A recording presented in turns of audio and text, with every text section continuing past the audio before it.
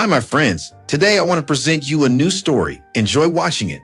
The rhythmic beeping of monitors and the soft murmur of voices filled the pediatric ward of St. Mary's Hospital. The fluorescent lights overhead cast a sterile glow, creating an almost surreal contrast to the colorful drawings and decorations meant to comfort the young patients. I moved through the hallways with a practiced grace, my white coat fluttering slightly as I navigated from room to room. Each child had a story, a small piece of my heart that I carried with me. Today, I was caring for Lily, a 7-year-old girl battling leukemia. Her once bright, curly hair had fallen out, but her spirit remained resilient. I sat by her bed, adjusting her IV and checking her vitals. She looked up at me with big, curious eyes.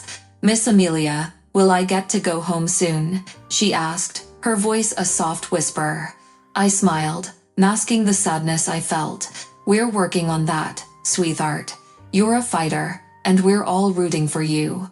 Lily's mother, a weary woman in her 30s, sat on the other side of the bed, clutching a worn teddy bear. Our eyes met, and I could see the silent plea for hope in her gaze. I squeezed Lily's hand gently before standing up, my heart heavy. As I walked down the corridor, I couldn't help but think of Michael. A year had passed since the accident, but the wound was still fresh, the pain still raw. I threw myself into my work, hoping that the act of caring for others would heal the emptiness inside me. Yet, every smile I gave, every word of comfort I offered, felt like a thin veneer over a deep, unhealed wound. Meanwhile, across town, Ethan Rivers sat in his sleek, minimalist office, surrounded by blueprints and models of buildings. The office, with its floor-to-ceiling windows offering a panoramic view of Atlanta's skyline, was a testament to his success. Yet, his mind was far from the present. He was lost in thought, his gaze fixed on an old photograph of his ex-fiancée, Emily. The photo, tucked away in the corner of his desk, was a painful reminder of the life he had tried to leave behind when he moved to Atlanta. Ethan picked up the photograph, his fingers tracing the edges. Emily's smiling face stared back at him, a ghost from a past he couldn't seem to escape. They had planned a future together, but his relentless ambition and her desire for a simpler life had driven them apart. The weight of past mistakes and lost love pressed heavily on him, influencing every decision he made. "Mr. Rivers, your 3 o'clock meeting is here." His assistant's voice crackled through the intercom, jolting him back to reality. "Thanks, Karen. I'll be right there," Ethan replied, placing the photograph back on the desk.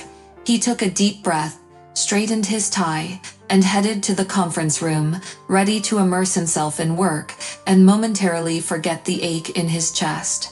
The following day, after a particularly grueling shift, I sought refuge in a small, local cafe.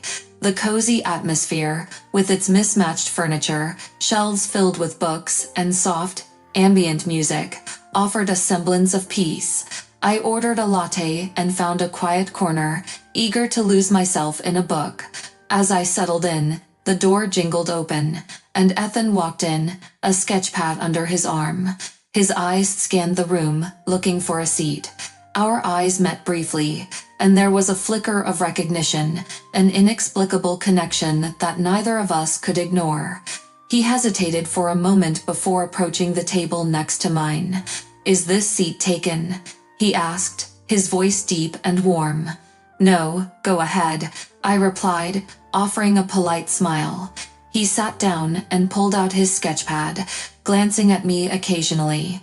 After a few moments of awkward silence, he spoke again. "Excuse me, do you mind if I sketch you? I'm an architect, and I'm trying to capture the human element in my designs." I was taken aback but intrigued. "Sure, I suppose that's all right," I replied, a shy smile creeping across my face. As he sketched, we exchanged pleasantries. I learned that he had moved to Atlanta a few years ago, hoping for a fresh start. He mentioned his mother, Jasmine, with a mixture of fondness and concern. "She's an amazing woman," he said, his pencil pausing momentarily. but she's battling Alzheimer's, and it's been challenging. I'm sorry to hear that, I said softly.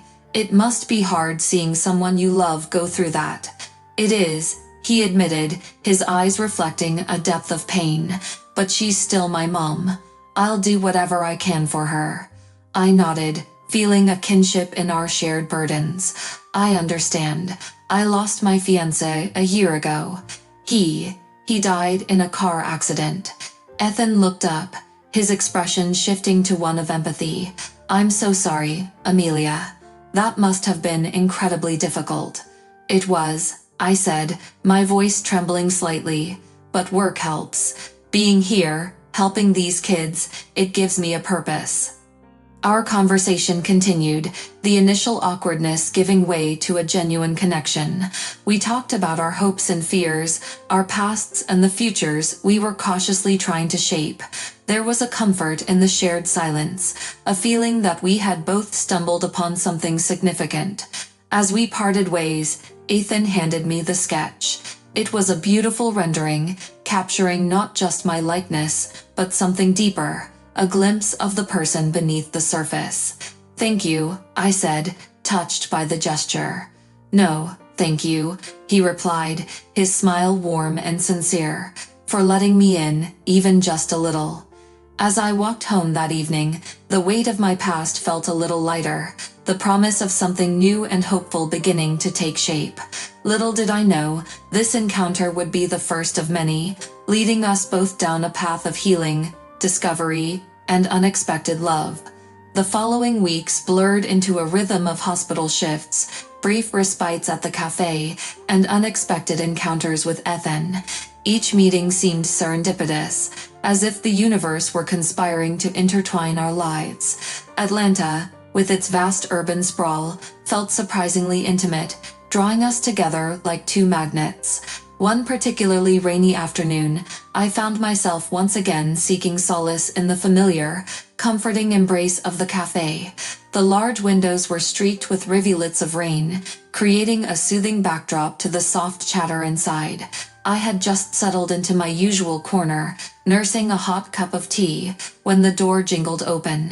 Ethan stepped in, shaking off the rain from his coat, his eyes scanning the room until they landed on me. A smile spread across his face as he made his way over. Mind if I join you? He asked, a hint of hopefulness in his voice. Not at all, I replied, feeling a warmth that had nothing to do with the tea. Ethan sat down and placed his sketchpad on the table, but today, his focus was on conversation rather than drawing. We fell into an easy dialogue, our words flowing more naturally with each encounter. So, how was your day? He asked, genuinely interested. I sighed, leaning back in my chair. Busy. One of the kids, Lily, had a rough day. She's so strong, but it breaks my heart to see her in pain. Ethan's eyes softened. You're incredible, you know that. Doing what you do every day, it takes a special kind of strength. Thank you, I said, touched by his words. But it's not just me. We all do what we can. As the conversation continued, we found ourselves sharing more personal stories. I told him about my family, how they lived in a small town a few hours away, always worried but supportive. Ethan spoke about his childhood, growing up in a small town himself, and the pressures of following in his father's footsteps. My dad was a renowned architect, he explained. When he died, it felt like everyone expected me to step into his shoes. But it wasn't just about living up to his legacy. I wanted to make my own mark. And you have, I said, gesturing to his sketchpad. Your designs are beautiful. He smiled, a hint of pride in his eyes. Thank you. It hasn't been easy, but it's worth it. Our conversations grew deeper with each meeting. One evening, as we walked through a nearby park, the setting sun casting a golden glow over the city, Ethan confided in me about his mother's condition. It's been getting worse, he admitted, his voice tinged with sadness. Some days she doesn't recognize me. Other days she's her old self, full of life and stories. It's like watching her fade away bit by bit. I reached out, squeezing his hand in a gesture of comfort. "I can't imagine how hard that must be, but you're doing everything you can for her. That matters." He looked at me, gratitude and pain mingling in his gaze. "I just wish I could do more." As our bond deepened, I began to notice the subtle ways Ethan tried to be there for me. He would text me during my shifts, sending little messages of encouragement or asking how my day was going. I found myself looking forward to these messages, the small connections that brightened my day. One evening, after a particularly exhausting shift, I decided to visit the grocery store. As I pushed my cart down the aisles, I heard a familiar voice. "Amelia." I turned to see Ethan, holding a basket of groceries. He smiled, looking as surprised as I felt. "This is becoming a habit," he said, his eyes twinkling. "Seems like it," I replied, laughing. "What brings you here?" "Just picking up a few things for dinner. How about you?" "Same. Thought I'd make something special for a change." "Need any help?" he offered, glancing at my half-full cart. I hesitated for a moment before nodding. "Sure, why not?" We spent the next half hour navigating the store together, sharing stories and laughing over shared preferences and quirky habits. It felt easy, natural, as if we'd been doing this for years. As we stood in line at the checkout, Ethan glanced at me. "You know, I've been thinking." "About what?" "About how we keep running into each other. Maybe it's more than just coincidence." I looked at him, feeling a flutter of something unfamiliar. "Hope, perhaps.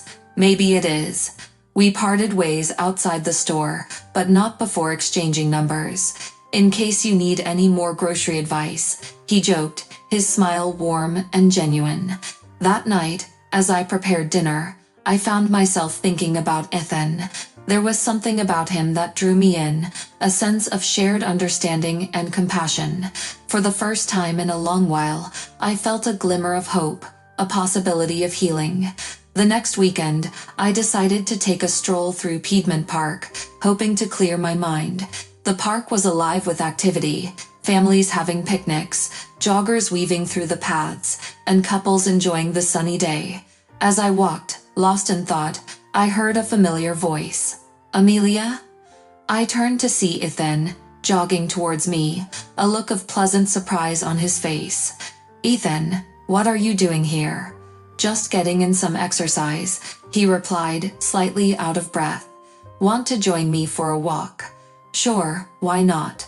We fell into step together, the conversation flowing easily. We talked about everything and nothing, our favorite places in Atlanta, childhood memories, dreams for the future. There was a comfort in our companionship, a feeling that we were slowly but surely becoming an integral part of each other's lives. As we approached a quiet, shaded area of the park, Ethan stopped and turned to me. "Amelia, I want to thank you for listening, for being there. I know we're both carrying a lot, but it feels easier with you." I smiled, feeling a warmth spread through me. "I feel the same way. It's like, for the first time in a long while, I'm not alone." We continued our walk in comfortable silence, the bond between us growing stronger with each step. The rhythm of our lives had started to synchronize in surprising ways. Atlanta, a city that once felt vast and impersonal, began to shrink around us, bringing us together in moments that felt almost fated. Each encounter, though unexpected, seemed to weave another thread into the fabric of our burgeoning relationship. One crisp autumn morning, I decided to visit the farmers market in Decatur Square. The air was filled with the scent of fresh produce and baked goods, mingling with the sounds of cheerful vendors and bustling shoppers. I moved from stall to stall, enjoying the vibrancy of the market, when a familiar voice called out to me, "Amelia." I turned to see Ethan, holding a basket filled with apples and artisanal bread. His face lit up with a smile as he approached. "Ethan, what a surprise," I said, feeling a flutter of happiness. He chuckled. "I could say the same. Seems like we have a knack for running into each other." "It's a small world, after all," I replied, smiling back. We spent the morning wandering through the market together, sampling fresh jams and cheeses, sharing stories, and laughing over our shared love for homemade pickles. It felt natural, as if we had known each other for years instead of weeks. Want to grab a coffee? Ethan suggested as we finished our rounds. Sure, that sounds great, I agreed. We found a quaint little cafe nearby, its rustic charm inviting us in. As we settled into a cozy corner with our drinks, the conversation turned more personal.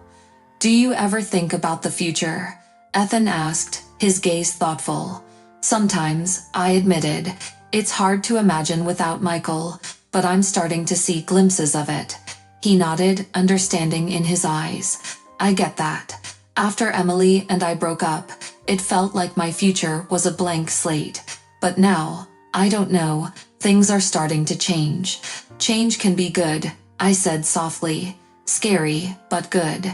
We sat in companionable silence, the unspoken understanding between us growing stronger. As the weeks passed, our paths continued to cross in the most unexpected places. One evening, after a particularly challenging day at the hospital, I decided to treat myself to a movie at the local independent theater.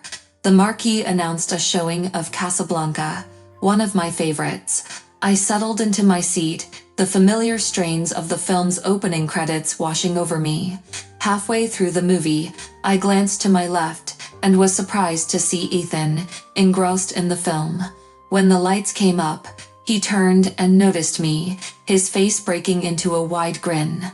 Amelia, this is getting spooky, he said, laughing as we left the theater together. Definitely feels like fate, I replied, smiling. We walked out into the cool night air, the neon lights of the theater casting a soft glow around us. As we strolled down the street, Ethan's phone buzzed. He glanced at it, a frown creasing his forehead. Everything okay? I asked. It's my mom, he said, concern in his voice. Her caregiver just called. She's had a bad day. Do you need to go? I asked, worried. Yeah, I think I should, he replied. Do you mind if we cut this short? Of course not. Go, take care of her, I said, squeezing his arm. Thank you, Amelia, he said, gratitude in his eyes. I'll call you later. As I watched him hurry away, I felt a mix of emotions. Concern for Ethan and his mother, but also a deepening sense of connection. Our lives were becoming intertwined in ways I hadn't anticipated. The following Sunday, I decided to spend the afternoon at the Atlanta Botanical Garden, hoping to find some peace amidst the lush greenery. As I wandered through the vibrant displays of orchids and tropical plants, I heard a familiar voice call my name, Amelia. I turned to see Daniel, my childhood friend and constant support. He was holding a bouquet of flowers, his expression a mixture of surprise and delight. Daniel, what are you doing here? I asked, hugging him. Just thought I'd enjoy the gardens, he said, smiling. It's been a while. How about you? Same. Needed a break from the hospital, I replied. We walked together, catching up on our lives. Daniel had always been a rock for me, especially after Michael's death. But today, there was something different in his demeanor, a tension I couldn't quite place. Amelia, I've been meaning to talk to you, he began, hesitantly. About Ethan. I looked at him puzzled. What about him? I know you've been spending a lot of time together, he said, his tone cautious. I just want to make sure you're okay. You've been through so much, and I don't want to see you get hurt again. Daniel, I appreciate your concern, but Ethan's a good guy. He understands what I've been through, I said, feeling a flicker of defensiveness. I know. He sighed, running a hand through his hair. I care about you, Amelia, a lot. There it was, the unspoken words finally hanging in the air between us. I didn't know what to say, the weight of his feelings adding a new layer of complexity to my already tangled emotions. Daniel, you're my best friend, I said carefully. I don't want to lose that. You won't, he promised, though his eyes betrayed a hint of sadness. I just needed you to know how I feel." Before I could respond, Ethan appeared, his face lighting up when he saw me. "Amelia, I didn't expect to see you here," he said, then noticed to Danielle. "Hi, I'm Ethan." "Danielle," my friend replied, shaking Ethan's hand, his smile polite but strained. The three of us stood there, an awkward triangle, the dynamics between us shifting with unspoken words and emotions. "Want to join us for a walk?" I offered, hoping to ease the tension. "Sure," Ethan agreed, and we continued through the gardens, the conversation stilted but gradually easing into more familiar territory. A few days later, I was at the hospital when I received a text from Ethan. "Ethan, hey, how's your day going?" "Me, busy as always. How about you?" "Ethan, same. Want to grab dinner later?" "Me, sounds perfect. Meet at the cafe." "Ethan, see you there at 7. I looked forward to our evening, the thought of seeing Ethan bringing a smile to my face. When I arrived at the cafe, he was already there, a table set with candles, and a bouquet of flowers waiting for me. "What's all this?" I asked, touched by the gesture. "Just wanted to do something special," he said, his smile warm. "You deserve it." We spent the evening talking, laughing, and sharing stories. As the night drew to a close, Ethan reached across the table, taking my hand in his. "Amelia, I know we've both been through a lot, but I want you to know that I'm here for you. Whatever you need, I'm here." Tears welled up in my eyes, the sincerity in his voice touching something deep inside me. "Thank you, Ethan. That means more than you know." Our lives were becoming more intertwined, the unexpected encounters weaving a tapestry of connection and understanding. Despite the complexities and challenges, I felt a growing sense of hope. The days grew shorter, and the chill of winter began to settle over Atlanta. The city was transformed into a twinkling wonderland, with festive lights adorning every street and storefront. Despite the beauty, a shadow had crept into my heart, a sense of uncertainty that gnawed at the edges of my newfound happiness. One evening, after a particularly grueling shift, I sat in the hospital break room, staring out the window at the falling snow. My thoughts were a tangled mess, a storm of emotions I couldn't quite unravel. The door creaked open, and Daniel stepped in, his expression filled with concern. "Hey, Amelia, you okay?" he asked, sitting down beside me. I forced a smile, though it didn't reach my eyes. "Just tired. It's been a long day." "Long week, more like it," he replied, his tone gentle. "You've been working nonstop. You need to take care of yourself too, you know." "I know, Danielle. It's just, everything feels so complicated right now," I confessed, the words spilling out before I could stop them. He reached over, covering my hand with his. "You don't have to go through this alone, Amelia. I'm here for you. Always." His touch was comforting, but it also reminded me of the unspoken feelings that hung between us. I pulled my hand away gently, not wanting to hurt him, but needing some space to think. "I appreciate that, Daniel. I really do," I said softly, "but I need to figure some things out on my own." Later that evening, I met Ethan at the rooftop garden he had designed. The air was crisp, and the stars shone brightly above us, casting a serene glow over the city. Ethan had brought hot cocoa, and we sipped it in companionable silence, the weight of unspoken words heavy between us. "Amelia, is everything okay?" Ethan finally asked, his voice filled with concern. "You've seemed distant lately." I sighed, the warmth of the cocoa doing little to ease the chill in my heart. "It's just, there's so much on my mind. The hospital, Lily's condition, and us." "Us," Ethan echoed, his brow furrowing in confusion. "What about us?" I took a deep breath, trying to find the right words. "Ethan, I care about you. More than I've cared about anyone since Michael. But it scares me. I'm afraid of losing you, of getting hurt again." Ethan reached out, taking my hand in his. "Amelia, I'm not Michael.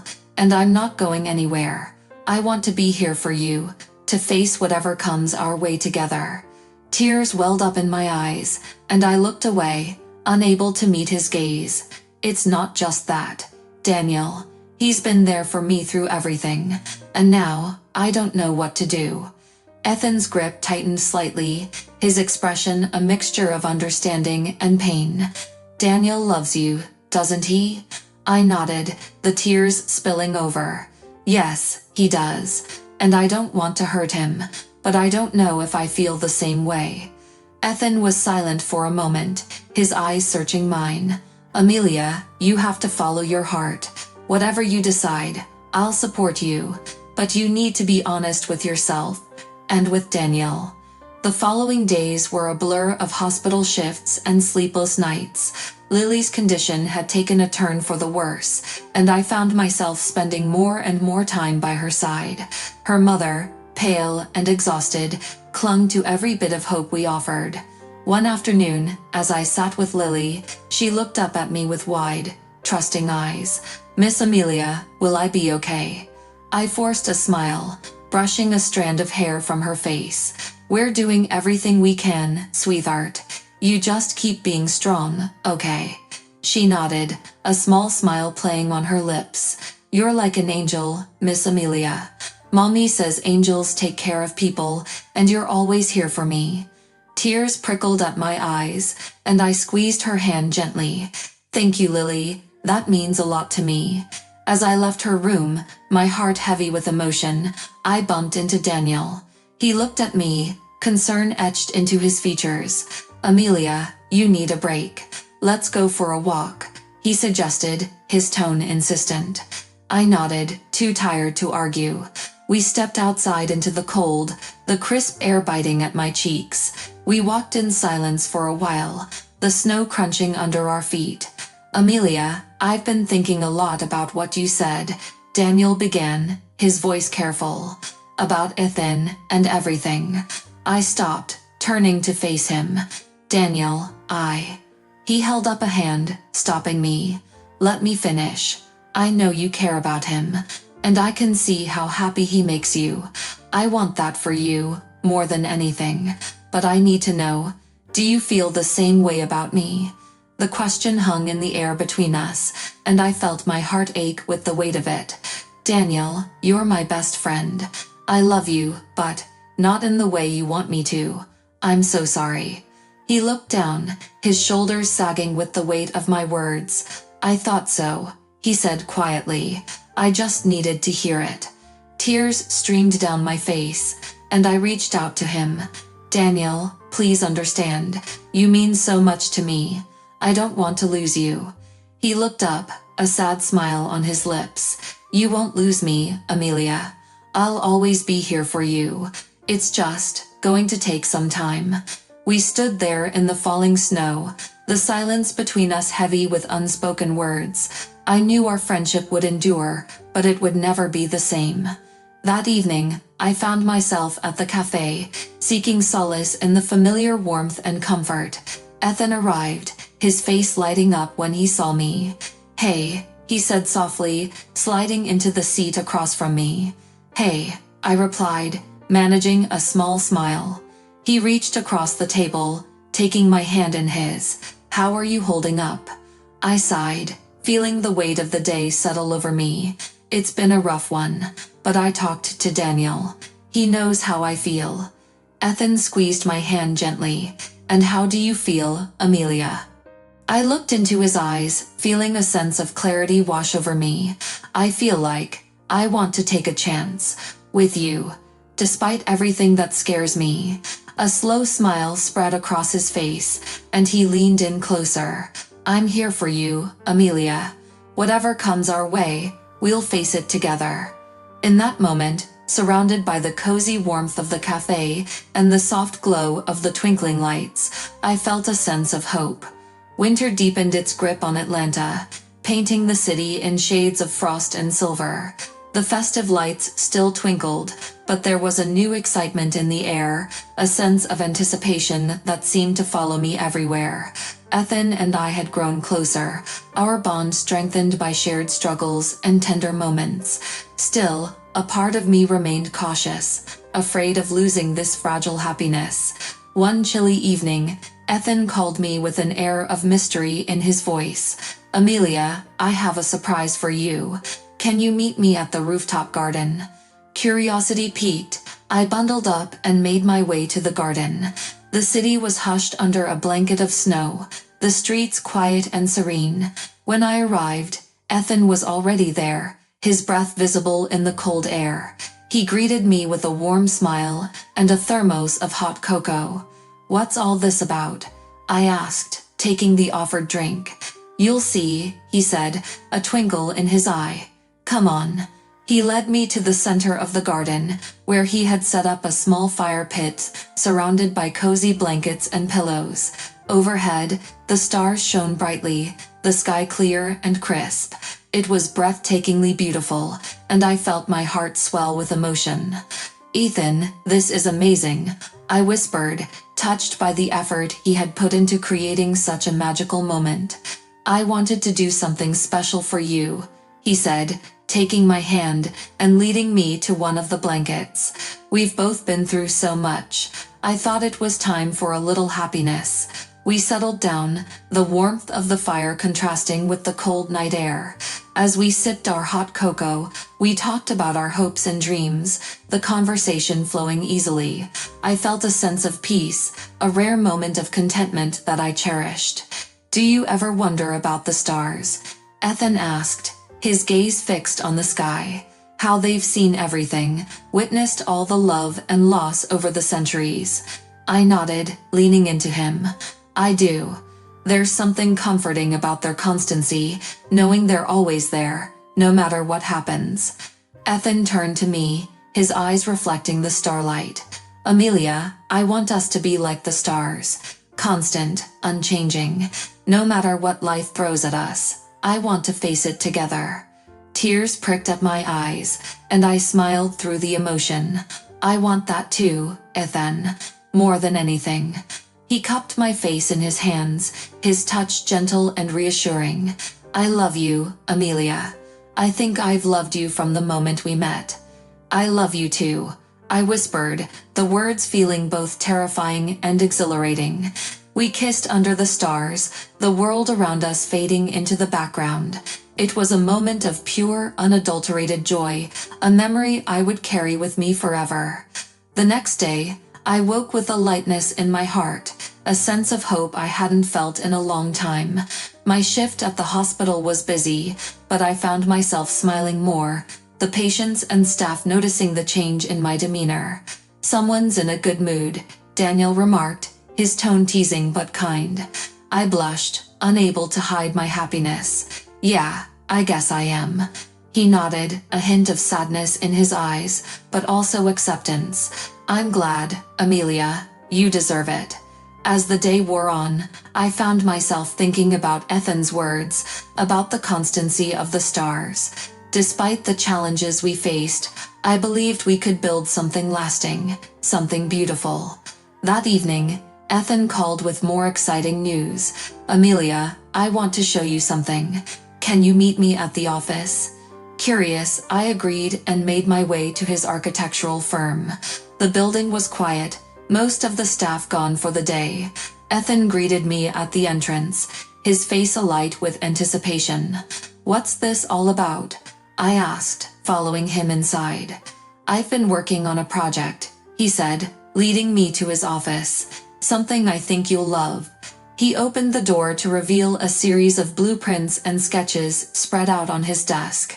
They depicted a beautiful building, a blend of modern and classical architecture, with large windows and open spaces. "It's a new children's hospital," he explained, his voice filled with passion. "I've been working on it for months. I wanted to create a place that's not just functional, but also inspiring, a place where kids can feel hope." Tears filled my eyes as I looked at the designs, the thoughtfulness and care evident in every detail. "Ethan, this is incredible. It's going to make such a difference." He smiled, his eyes shining with emotion. "I hope so. And I want you to be a part of it. Your insight, your experience with the kids, it's invaluable." "I'd be honored," I said, feeling a swell of pride and love for this amazing man. The weeks that followed were a whirlwind of activity.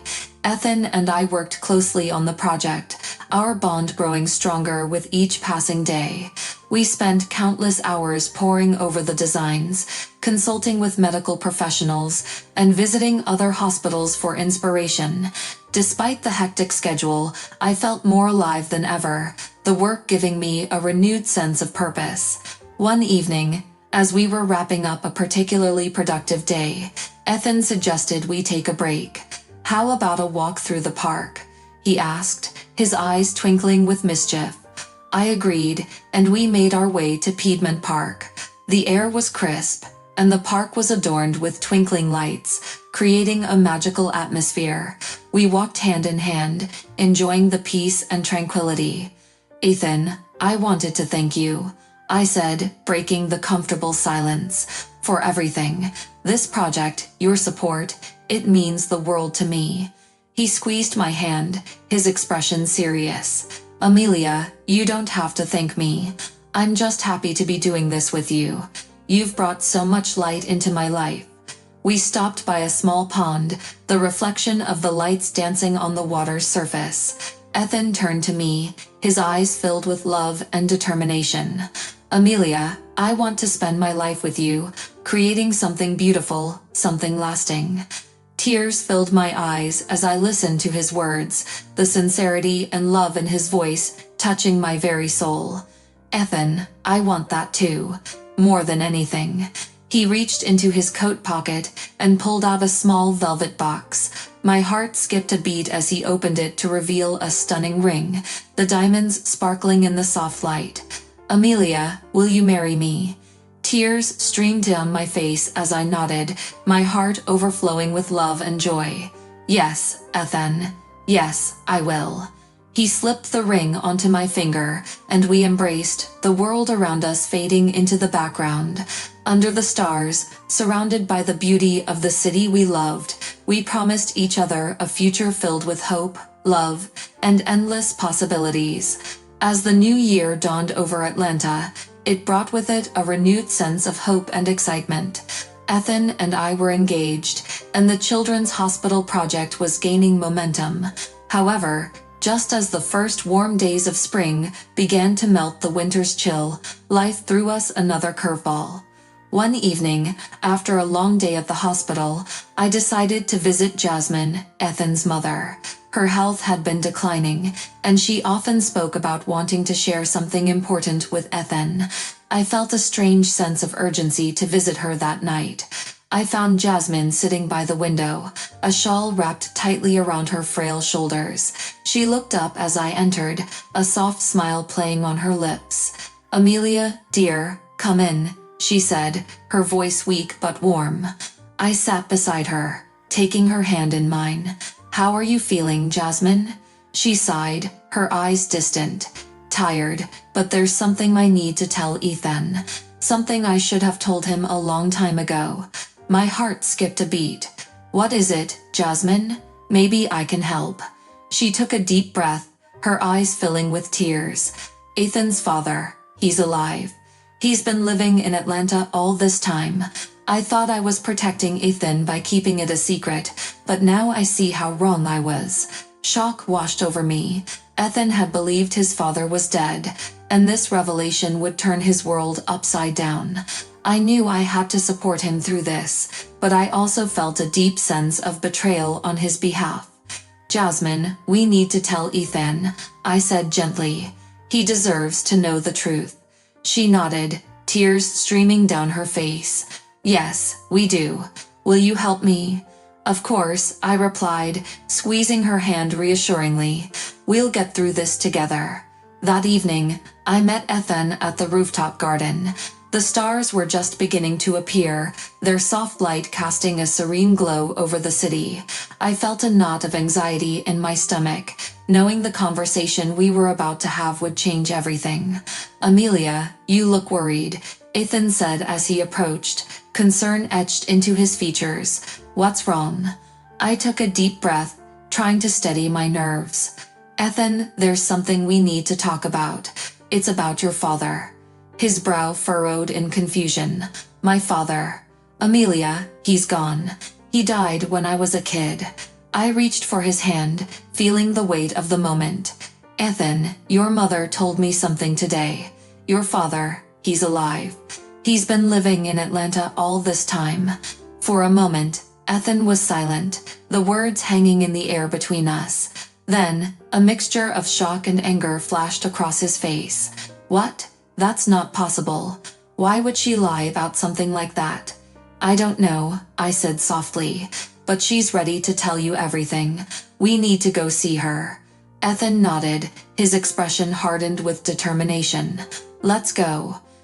We arrived at Jasmine's home, the atmosphere thick with tension. Ethan's mother was sitting in the living room, her frail form seeming even smaller in the large armchair. She looked up as we entered, her eyes filled with sorrow and regret. "Ethan, my dear," she began, her voice trembling. "I'm so sorry. I thought I was protecting you." "Protecting me?" Ethan's voice was tight with controlled anger. "By lying to me about my father." Jasmine's eyes filled with tears. He left us when you were very young. He wasn't ready for the responsibility, and I didn't want you to grow up with the pain of knowing he chose to leave. I thought it would be easier if you believed he was gone." Ethan's face softened slightly, the anger giving way to a deep, painful confusion. "Why didn't you tell me when I was older, when I could understand?"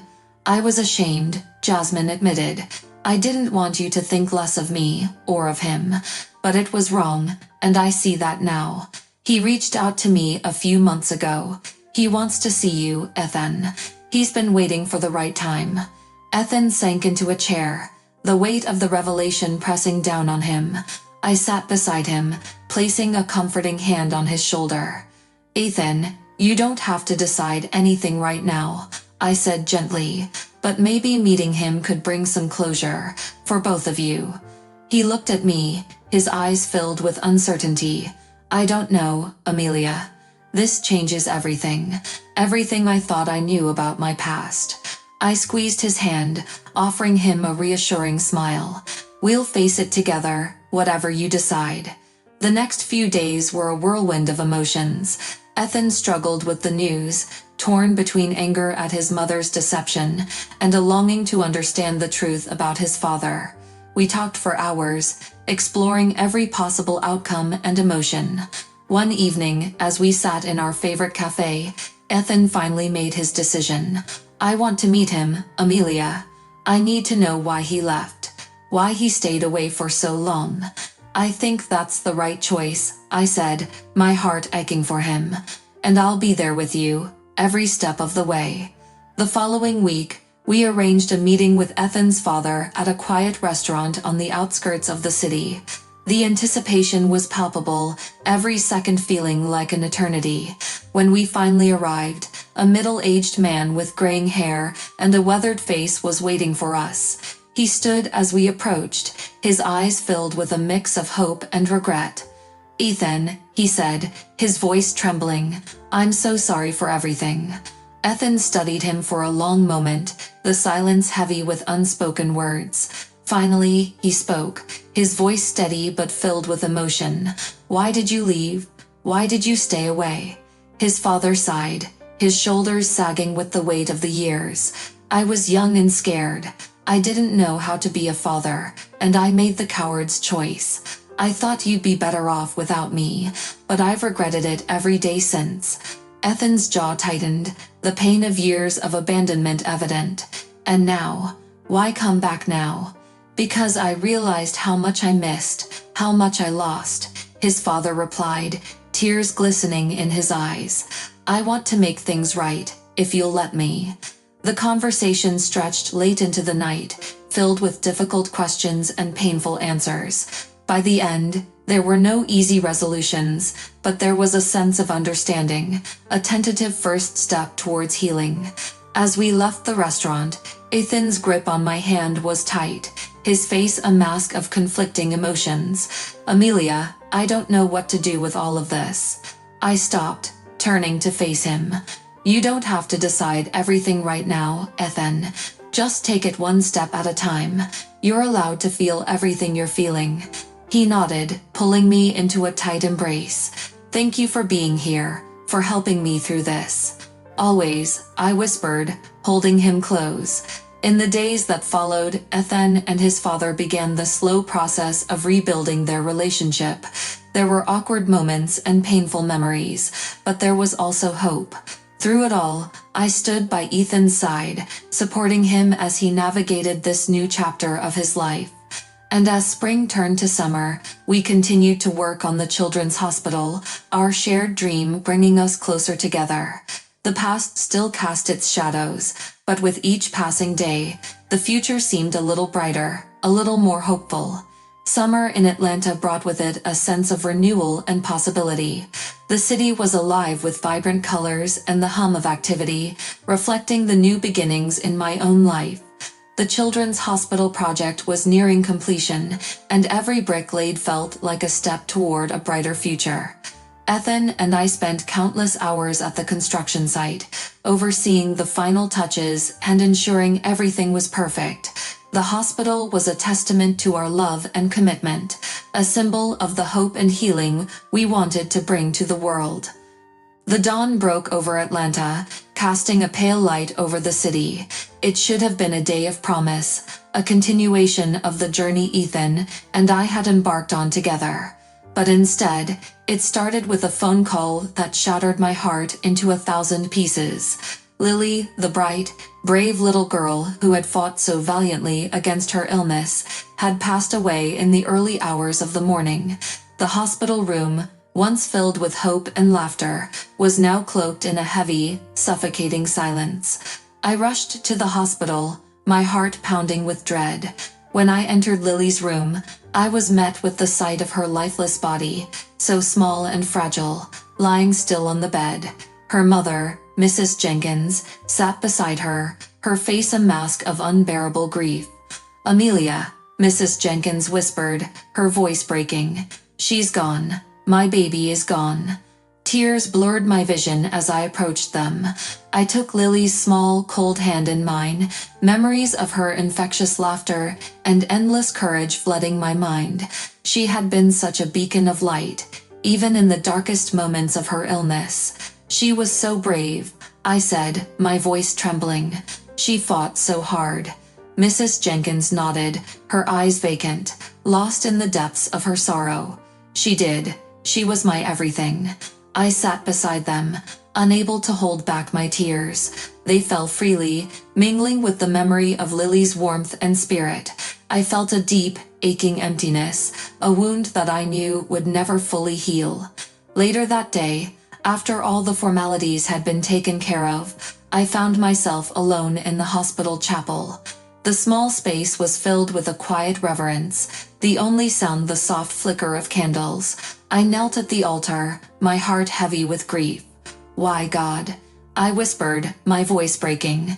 "Why did you have to take her? She was just a child. She had so much life left to live." The silence that followed was deafening, offering no answers, only the weight of loss. I wept, my tears falling onto the cold, unyielding floor, my sobs echoing in the empty space. As I cried, I felt a gentle touch on my shoulder. I looked up to see Ethan standing there, his eyes filled with sorrow and compassion. He knelt beside me, wrapping his arms around me, offering silent comfort. "I'm so sorry, Amelia," he said softly, his voice thick with emotion. "I know how much she meant to you." I buried my face in his shoulder, my body shaking with grief. "I loved her, Ethan. She was like a little sister to me. And now she's gone." He held me tighter, his presence a steady anchor in the storm of my emotions. "She's at peace now, Amelia. She's not in pain anymore." "I know," I whispered, my voice barely audible. but it still hurts so much. We stayed like that for a long time, clinging to each other as we mourned the loss of a beautiful soul. The pain was raw and overwhelming, but having Ethan there made it a little more bearable. The days that followed were a blur of sorrow and reflection. I spent hours with Mrs. Jenkins, offering what little comfort I could. One afternoon, as we sat in the hospital garden, Mrs. Jenkins turned to me, her eyes red-rimmed but determined. "Amelia, I want to thank you for everything you did for Lily. You were always there for her, and for me. I don't know how I would have gotten through this without you." Tears welled up in my eyes as I took her hand. "You don't need to thank me, Mrs. Jenkins. Lily was an incredible child, and it was an honor to know her. She touched so many lives, including mine." Mrs. Jenkins nodded, her grip on my hand tightening. "I know she did. And I know she'd want us to keep going, to live our lives fully, even without her. She wouldn't want us to be sad." I nodded, feeling the truth of her words. "You're right. She'd want us to be happy, to remember her with joy." As the weeks passed, I began to find solace in the memories of Lily's bright spirit. The hospital continued to be a place of healing and hope, a testament to the resilience of the human spirit. And through it all, Ethan was by my side, his love and support unwavering. One evening, as we walked through the hospital's rooftop garden, Ethan stopped and turned to me, his eyes filled with love and determination. "Amelia, I've been thinking a lot about Lily, about everything we've been through," he said, taking my hands in his. "And I know that life is precious, and we can't take a single moment for granted." I looked up at him, feeling a swell of emotion. "What are you trying to say, Ethan?" He took a deep breath, his eyes never leaving mine. "I want to start our future together now. I don't want to wait any longer. Let's get married, Amelia. Let's embrace the future with all its uncertainties and joys, together." Tears welled up in my eyes, but this time they were tears of joy. "Yes, Ethan. I want that too. I want to spend my life with you, to face everything together." He smiled, his eyes shining with happiness. "Then let's do it. Let's start our forever, right now." The weeks that followed were filled with preparations for our wedding. It was a time of healing and hope, as we focused on the love we shared and the future we were building together. Our friends and family rallied around us, their support a constant source of strength. On the morning of our wedding, the sun shone brightly, casting a warm glow over the garden where we would exchange our vows. I stood in my room, looking at my reflection in the mirror. My dress was simple yet elegant, a reflection of the love and simplicity we cherished. As the ceremony began, I walked down the aisle, my heart pounding with anticipation and joy. Ethan stood at the altar, looking more handsome than ever, his eyes filled with love and promise. Jasmine and Robert were seated in the front row, their faces beaming with pride. Daniel, my dear friend and colleague, stood beside Ethan as his best man, his support a testament to our enduring friendship. The vows we exchanged were filled with heartfelt words and promises, a reflection of our journey and the love we had found in each other. As we said, "I do," the world seemed to hold its breath, the moment suspended in time. The grand opening of the hospital was a celebration like no other. The community gathered to witness the culmination of our hard work and shared dreams. Children, families, medical staff, and city officials filled the courtyard, their faces lit with anticipation and joy. Ethan and I stood at the entrance, greeting everyone who arrived, our hearts full of pride. Jasmine was there, seated comfortably in a wheelchair, her face beaming with happiness. Ethan's father, Robert, stood beside her, a supportive presence. Their relationship was still a work in progress, but they had made significant strides toward healing. Seeing them together, I felt a sense of completion, as if the pieces of our lives were finally falling into place. As the ceremony began, the mayor took the stage to speak. "Today, we celebrate the opening of a remarkable facility that will bring hope and healing to countless children. This hospital is a testament to the dedication and vision of two extraordinary individuals, Amelia Monroe and Ethan Lawson. Their love and commitment have made this dream a reality. Ethan and I exchanged a look, our eyes filled with unspoken emotions.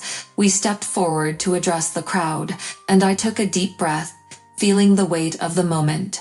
"Thank you all for being here today," I began, my voice steady despite the surge of emotions. This hospital is more than just a building. It's a place of hope, where children and families can find comfort and care. It's a symbol of what we can achieve when we come together with love and compassion. Ethan continued, his voice filled with pride. "We've poured our hearts into this project, and we're honored to see it come to life. We're grateful for the support of this incredible community, and we look forward to the positive impact this hospital will have." The crowd erupted into applause, and we felt an overwhelming sense of gratitude. As the ribbon was cut, signaling the official opening of the hospital, a chorus of cheers filled the air. It was a moment of triumph and validation, a culmination of our journey, and the beginning of a new chapter.